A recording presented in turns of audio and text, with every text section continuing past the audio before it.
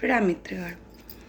कौनो बात हमन के केहू के कह देनी उल्टा सीधा अच्छा बुरा या फिर कौनो भी बात, तो उ बाती के असर हमन के ओतने ही देर में ख़त्म हो जाला अगर हमन के कहले बानी तब। लेकिन जे सुनले बा तेकरे दिमाग में न जाने कितना हजार बार उ बात आई।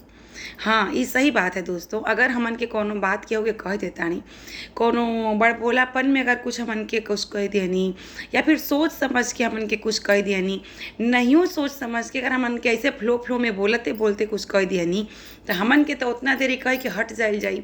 या फिर यो हो सकेला हमन के दिमाग में कहले के बाद 2-4 मिनट का या फिर कुछ दिन का गिल्टी फील होके अगर हमन के कोनो गलत बात कहले बाटी, लेकिन फिर भी वो बात ख़त्म हो जाला।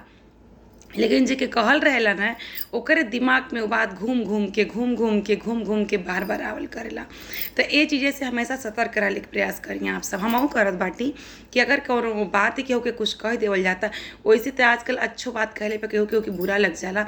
लेकिन अच्छा चाहे बुरा, अगर हमन के कोनो टोन वाला बात कहतानी, कोनो व्यंग्यात्मक लहजा में कहताटी या फिर डटले के भाव से कहत बाटी, तो बाती के बार बार विचार ले चाहिए अपने मन में कि कहले के बाद उनके ऊपर कैसन असर आई। कहा कि हमन के ऊपर कभी कभी का होला कि उतना असर नहीं करेला जितना कि जेके हमन के कहले बाड़ी तेकरे ऊपर कुछ ज़्यादा ही असर कर देला। फिर हमन के रिश्ता में जौन मिठास रहेला वो खटास में बदल जाला, जौन ई प्रेम वाली बात रहले ओमे कटुता आ जाला। तो ये चीज़ का हमेशा ख्याल रखे के चाहिए कि अपने घर परिवार में, अपने नात रिश्तेदारी में अगर केहू खास व्यक्ति बाटे, केहू से हमन के बहुत बनत बाटे, तो ओके कुछ भी कहले से पहले थोड़ा सा विचार कर लेवे के चाहिए कि हमारे कहले शब्द के अगला व्यक्ति पे कौन असर पड़ी।